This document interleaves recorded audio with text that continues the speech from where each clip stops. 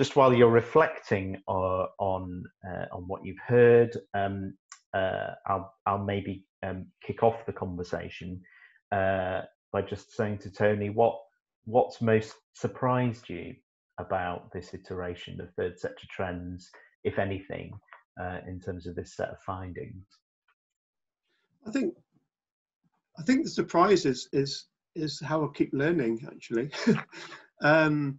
We've been doing this for a long time, and I remember when we first started the project, we said it would last for 7 years, and if we didn't have a grasp of it by then, we would never get a grasp of it. But change keeps happening, and we can't seem to kind of roll back or to that flat period where everything is nice and smooth and going quite well. I think probably, actually, in 2019, people thought they were approaching a flat period. We'd come out of the recession, things were looking quite good. We were feeling quite confident, and now look at us. We're back here, and I think the more that we study this, the more that I think about the meaning of change, if you like, in organizational lives, and especially for the lives of leaders and those who actually support the sector in very different ways. It's a movable feast.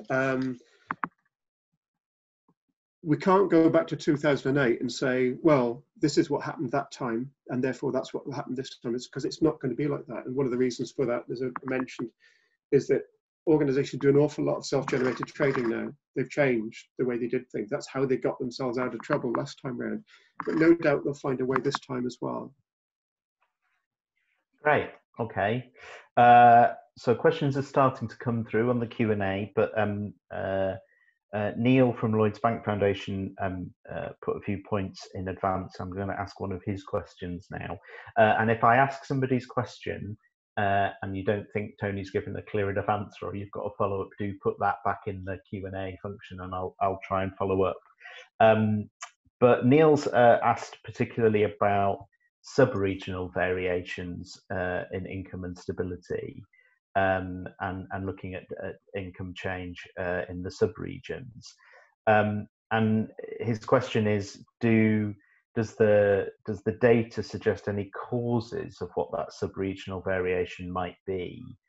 Is it to do with sizes of organisations that are different in the different areas, urban, rural, or is it about just a margin of error that comes up through the data? There is going to be a margin of error because the sample sizes are relatively small. We've got around about 400 in Tyne Wear. We've got around about 300 in Northumberland, just if I remember rightly. If you compare that with some studies which are national studies, which only maybe have 150 or 200 in their sample, you start thinking, well, actually, we're probably a good deal more reliable. I think the real problem with making sub-regional comparisons is about the structure of the sector. So when you look at Northumberland, there are a lot more small organisations, like a dramatically large number of small organisations. As you say, working in a rural environment changes things as well to some extent. If you look at Tees Valley, there aren't so many very big organisations, but there's lots of middling ones, and that shapes the way the sector works there. In Tyne Wear, you have a larger number of big organisations, as you'd expect in the regional capital. Durham is our bellwether because Durham is a right mix. It's everything. They fall in the middle. So yeah, there are problems with it. And I think if you use raw percentages, bald percentages, it often doesn't help you to understand what's going on. And I think what third sector trends does is it gets behind those bald percentages and gives you the wherewithal to interpret what's going on. So rural areas, you think, right, okay, these are the three factors which are changing things that are going on in those sorts of areas. We're not comparing like with like. Why would we be? Why would we compare a huge county which is largely rural, except in the southwest, which is urban and poor? Why would we want to make those kind of blanket statements? So it's all about nuance and interpretation. Great. Okay. So there's a question on Q&A from Kat Walker. Hi, Kat. So Kat says, excellent slides, Tony, and a welcome calming influence on the current situation. She notes that you've always maintained that closures in the sector, complete closures are generally few and far between, even in times of crisis. And her very good question is, do you still believe that's going to be the case now? Well, I'm up to something, as ever. I'm downloading at the moment using the Charity Commission's beta site, just using the same keywords for the areas I'm looking at, and I'm downloading them for now, and then 2 years I'll download them again to actually start looking at levels of closures, because it's very hard to actually assess how many closures there are. Now, the Charity Commission has broad data on that kind of thing. So how will we know is one question. One of the things that happens in the third sector is that horror stories circulate. So if there has been a bad closure, everybody knows about it. But actually, when you look at the number of closures that people talk about, in the past, they've always been quite limited. And in 2008 financial crash, there were relatively few. But bear in mind that 14 or 15% of the third sector trends sample in 29 was of new organisations which were established since 2016. And so it's not just a question of closures, it's also a question of openers as well. You might well ask yourselves, do we need all these new charities if we've got a load already? But that's not how the sector works. It's not malleable and docile. You can't tell the sector what to do.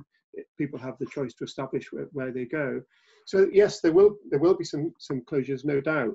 But I think probably what there'll be much more of is scaling, where people think, right, okay, in 2 years we're in a lot of trouble when those contracts have gone. We're going to have to scale down. And the sector is very effective at that. Remember, in our largest qualitative study, the TSO 50 organisations we've been chasing around for the last 12 years, 44 of them are still there, which is pretty remarkable, really. Some have grown dramatically, some have shrunk quite significantly, some have kind of gone up and down. So it's not like business. You don't lose your house. The decision to close is not so immediate. And I think following up or kind of following that line of discussion, a question from Kim. Hi, Kim, from Ethical Property Foundation, who says that they at Ethical Property are finding that the middling charities are using the current time to do a lot of soul searching on how they deliver services, often prompted by their property issues, rental costs on buildings that they can't use, the workspace isn't appropriate necessarily for social distancing or public access.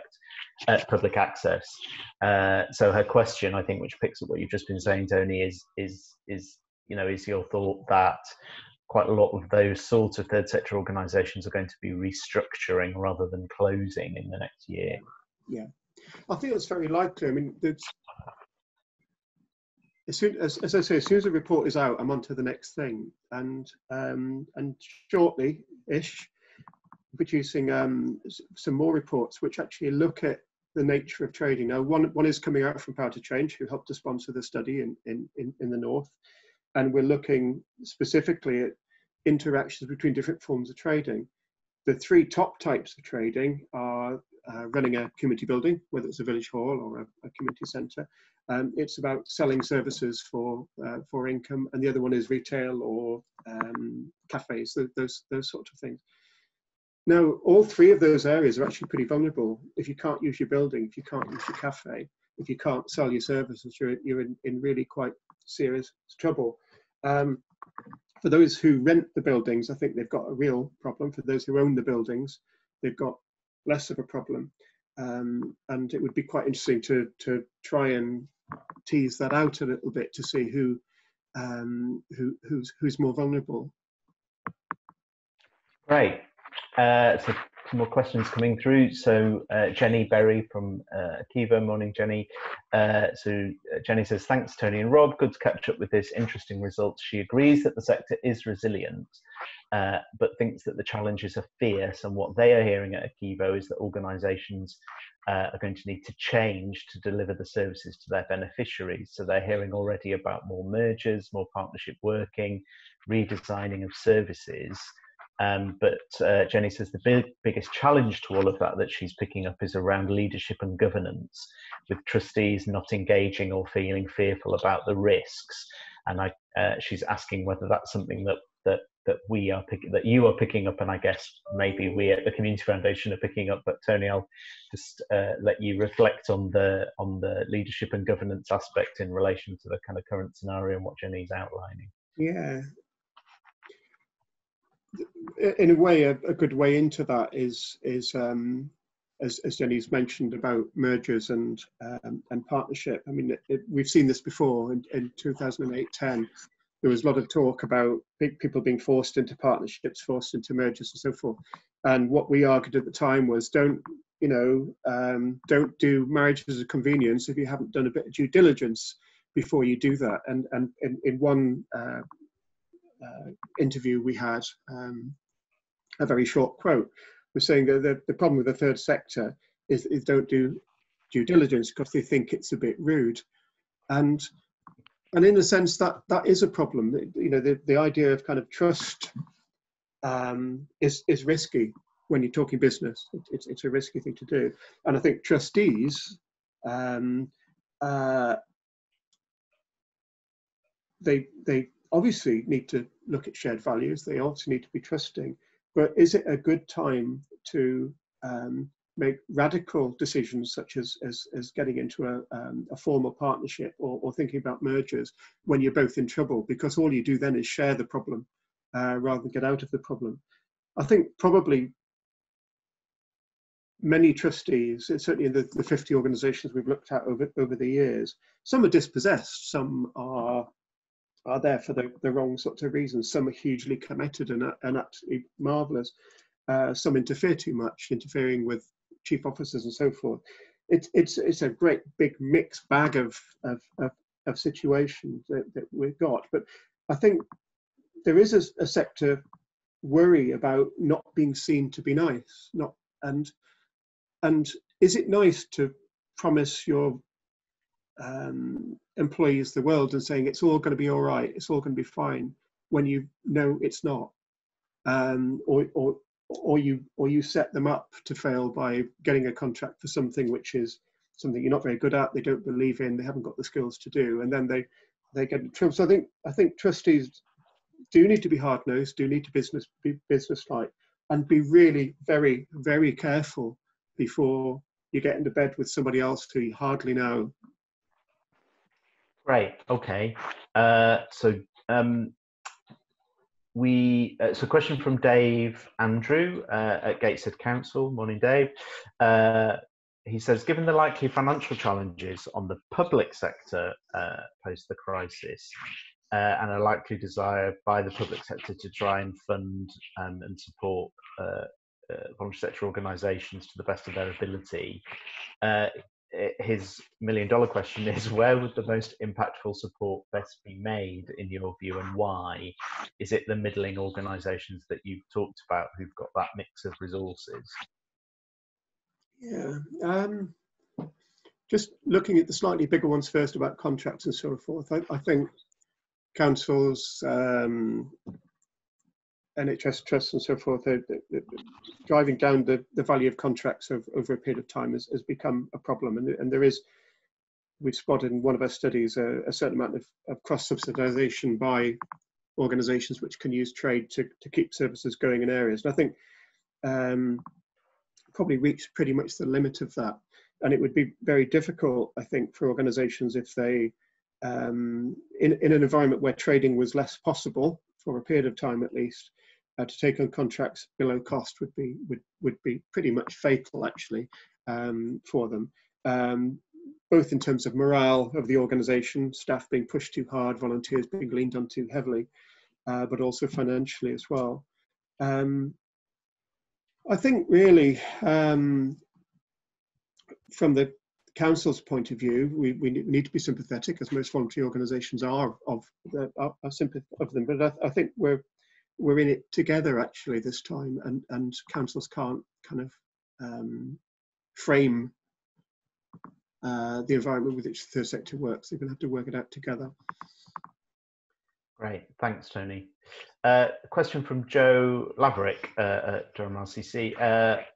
Joe says that they themselves are speculating on changing demographics in volunteering. So many older volunteers retiring from trusteeships and activism. And obviously we're noting, I think, the reliance is one thing that we've spotted at the Community Foundation, the reliance of smaller organisations on older volunteers, which caused many issues in the very early days of the crisis for food banks, etc. And what Joe's interested in is whether there are any plans to track changes around volunteering demographics in the next couple of years. Is that something you or we or the study is thinking about, or are we able to do? Yeah, we absolutely are able to do it. Sometimes I rest a question because all these poor people who have filled in my survey and I've pestered for 6 whole months, driving everybody insane. It's a long questionnaire, and there's only so far you can go, even with the kind of enthusiastic "you're nearly there now" type comments on the survey. But last time round in 2016, we actually looked at the balance of volunteers. So we looked at the proportion of women, the proportion of young people, the proportion of people from BAME groups, and the proportion of older people. And of course, this year we've looked at trustees and chief officers to look at equalities there as well.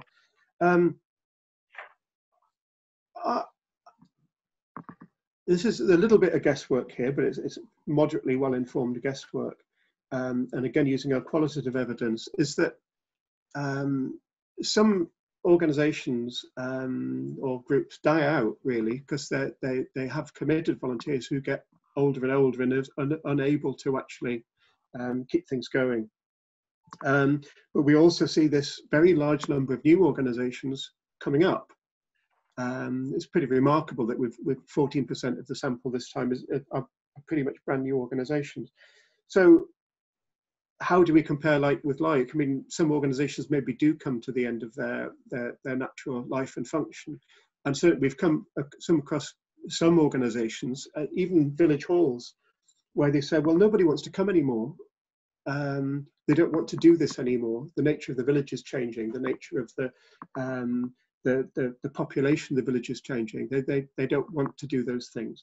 So the sector can't actually stand still in that respect. I don't think volunteering is going to stop. I've got absolutely no evidence to suggest it will, but certainly it's changing. And you know, women volunteers changing. They're grandparenting for longer. They're working for longer.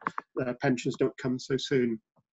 A lot of the stuff's changing. Young people's volunteering tends to be ephemeral because they've got things to do with their lives that they're establishing themselves as people. So that's difficult, but maybe in the middle ground, who knows? Maybe in the middle ground we'll see a change as people scale down a little bit. They work less hard. They spend more time working at home, as we all are right now. You know, we're not doing all that travel to work, not doing all that gossip at work. We've got a bit more space and maybe a bit more need actually for human contact when we're allowed to do that again. So yes, Joe, absolutely brilliant question, and let's look at it in 2 years. And I think just following up on Tony's points there, we haven't massively focused on it this morning, but we have, as you've heard, teased out some data on equalities issues around who are the chairs and chief officers of third sector organisations. And obviously by chief officer, we mean whatever the most senior paid member of staff is, if there is one. And the question was phrased accordingly. And it is interesting to note that 58% of chairs are already retired people, which perhaps shouldn't surprise us given people's availability of time, but that kind of plays, because obviously trustees are volunteers too, and that plays to Joe's point. A couple more questions on the screen, and also from a couple of things we picked up in advance. Again, Neil from Lloyds Bank Foundation particularly interested in issues around earned income and trading, which we've been talking about, and the shift to trading and social enterprise as a verb, and just a question about your thoughts on how that element of earned income is evolving between the 2019 results and 2016, and is that an area where we can get more data, either out of what we've got already or going forward in the survey? Because it feels like, from what we've been saying, that's going to be a really important thing to be reflecting on, if that's a clear dynamic in terms of what the impact might be right now. Thinking about the next couple of years and doing the survey again, how we might drill into that.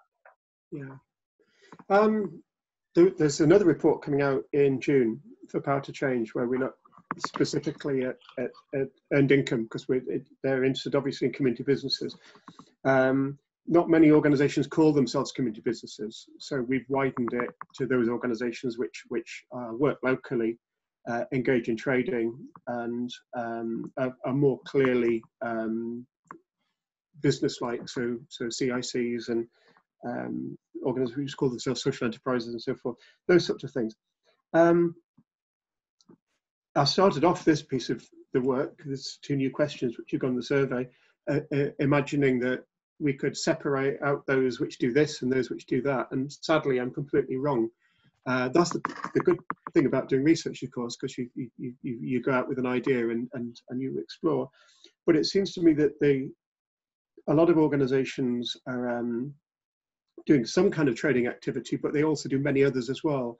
They do lots of sorts. So if you've got a community centre, you probably do a bit of, you might do a bit of crafting activity for sale. You might do a little bit of ticketing type stuff for sale. You might rent some of your space for sale for other people to group where you go. So it's actually really quite complicated. But what is interesting, and you'll see this from the Power to Change when it comes out, that many organisations, we ask them, what are you thinking seriously about doing, and what is a vague idea, and what are you not going to touch with a barge pole in the future in terms of trading activity? Some of the things which I was a bit surprised about was, say, digital activity. I mean, there's TSOs do have digital skills.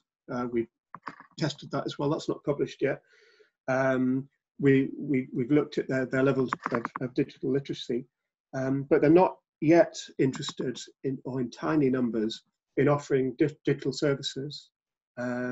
And I think probably that's going to change, but at the moment the will isn't there to do so. Even amongst infrastructure organisations, they're still a little bit kind of reticent or cautious about getting involved in that sort of activity. I think probably we will see organisations continuing to put emphasis on trading activity, but I think a lot of them are going to burn their fingers quite badly now, and as a consequence, I think grant funding is probably going to come to the fore again. On that graph, I think we'll see grants going up, and I think we'll see the relative or perceptions of importance of trading dropping down a bit. On the good side, if this is a prediction rather than a very loose prediction rather than anything else, it could be that in the future people think a little bit more locally following the pandemic. Whether that will sustain itself over time, maybe they will value their local organisations a little bit more. But I could be completely wrong about that. Maybe they'll value Amazon a great deal more. Yeah. Okay, so just a reminder to anybody that if you do want to ask a question, probably now's a good time to pop it in the Q&A. I've got one more question in there, which I'm going to ask Tony now, but if there's something that you're keen to ask, pop it in there now, and I'll pick it up. Otherwise, I'll be bringing things to a close in the next few minutes. So So this is a question I'm very interested in the answer to.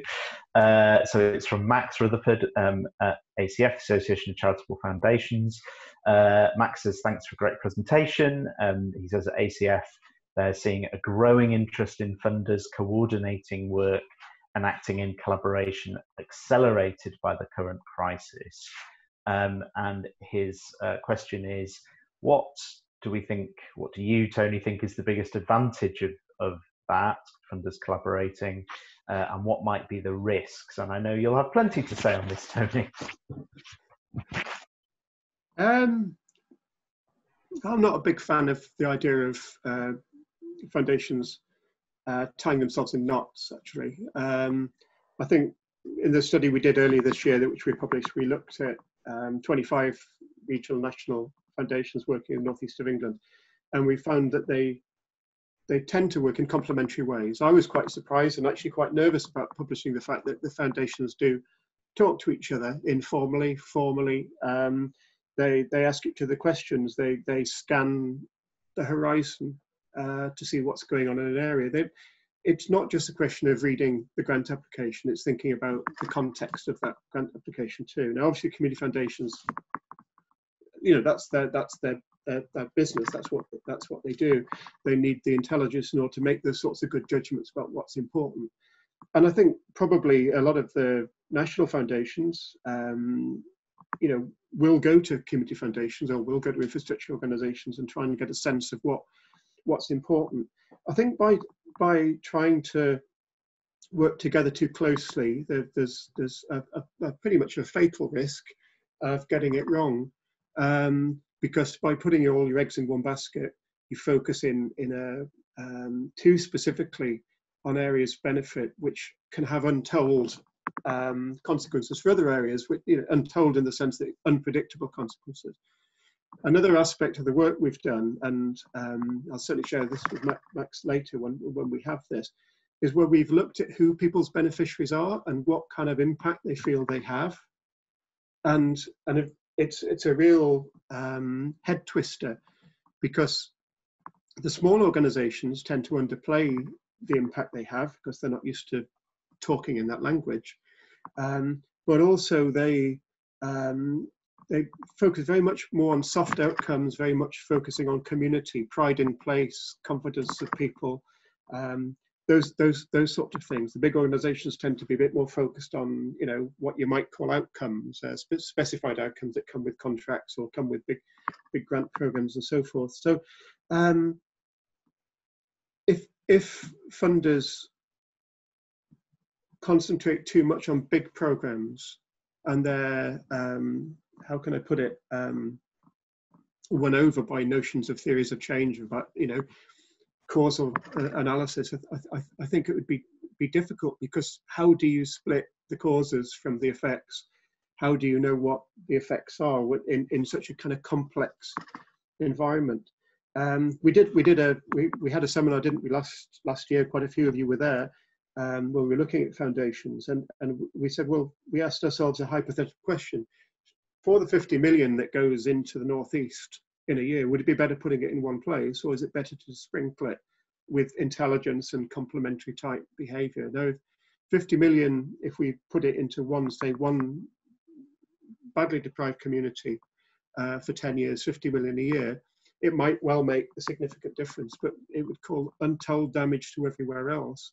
And even with 50 million a year, it's actually still quite a small amount of money if you want to transform something fundamentally. I think a lot of the work of foundations and of local authorities which put small grants in is securing the social glue in civil society. Small organizations might not need much money, but they do need confidence. They do need to feel that people value them and they actually care about them doing what they do. They aren't going to work with other organizations because they don't want to. They want to, we can demonstrate that they want to keep themselves to themselves. And let them get on with it. Transformational change, it's fashionable, think tanks love it, everybody getting together, everybody loves it. Show me an example of it really working and then I'll change my mind. But I guess just to push a little bit.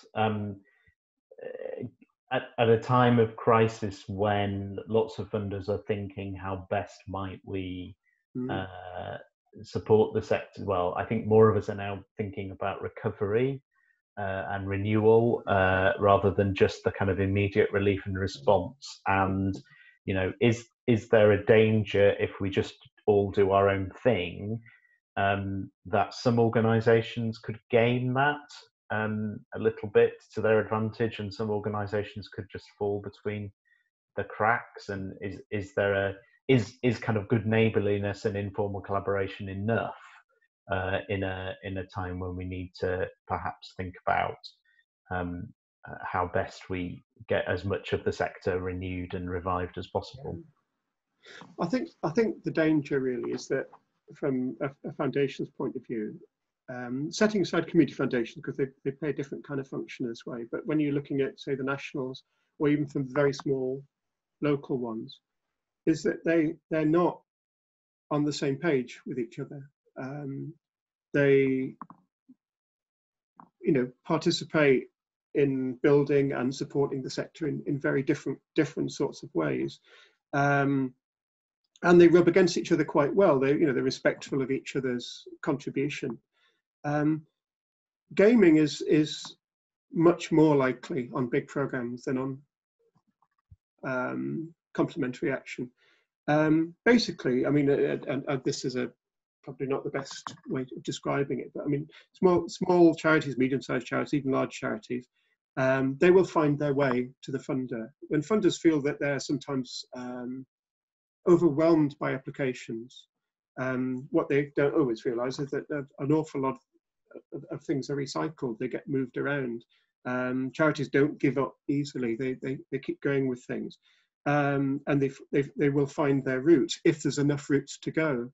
If there's only one route, it changes the dynamics really quite substantially. But more risky than that is it means that you adopt a systematic view of what the third sector is, and it is not systematic.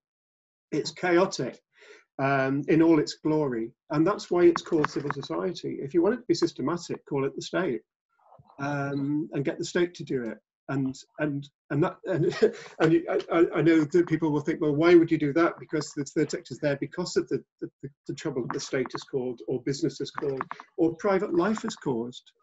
You know, privatism, individualism, all those things that create all these problems that charities have to pick up the pieces on. It's too complicated. If I was brainy enough to think of a way of doing it systematically, I'd tell you, but I'm afraid I'm not.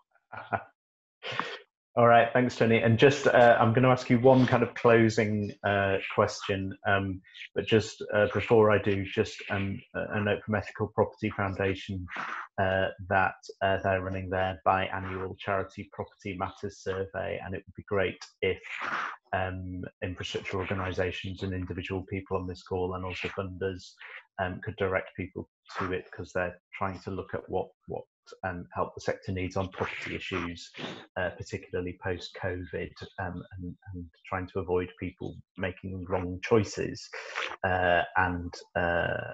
So just a kind of note there from that. So my killer question, this actually comes from my colleague Mark Pierce, who is our Director of Community Knowledge and Funding at the Community Foundation, who always has a killer question, and it's this. Tony, would you care to make any predictions about the findings of the next Third Sector Trends report? Oh, that's a killer question. I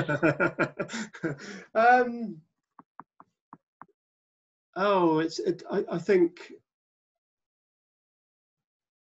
I don't want to use the wrong word of using words like retrenchment or those sort of things. I think, I'm not saying the size of the sector will reduce. I don't think it will. But I think the scope of organisations to do as much as they have been doing will fall away to some extent, and that's a pity, and it's disappointing, and it does mean also, you know, it's a crisis for lots of people who lose their jobs and so forth. I think the sector, with its agility and flexibility, will keep going. I think we'll all be surprised by how many new charities emerge. and it's only really just hit me this time that 15% of new charities in the survey. I think, wow, that really changes things, and we're seeing it already. We're seeing it already now that people want to put some funding in for post-COVID restructuring and stuff, but why don't they just give it to the community foundations, or why don't they just give it to a big foundation to kind of, why do they need to learn all these skills that are already out there and so forth? And I think it's frustrating. But that again is the nature of civil society, that it's magical because it's free, and we're a free country where we can do that. Priorities and will always be contested. Claims will always be contested of where we go with things. So that's not going to change. If I wanted to predict anything, I'd be wrong. So I always am. That's the point of doing research. So we get the questions to test. And with all these numbers and stuff, you get on your computer and you look at it and you think, oh, I've definitely got a killer one here. This is going to show it up, and then you see the opposite. You think, oh no. So, and we've actually blown quite a few myths over the years. We really have done. So, but as ever, I'm not pessimistic, because I don't want to be, and I don't see any reason to be. I think the sector will get through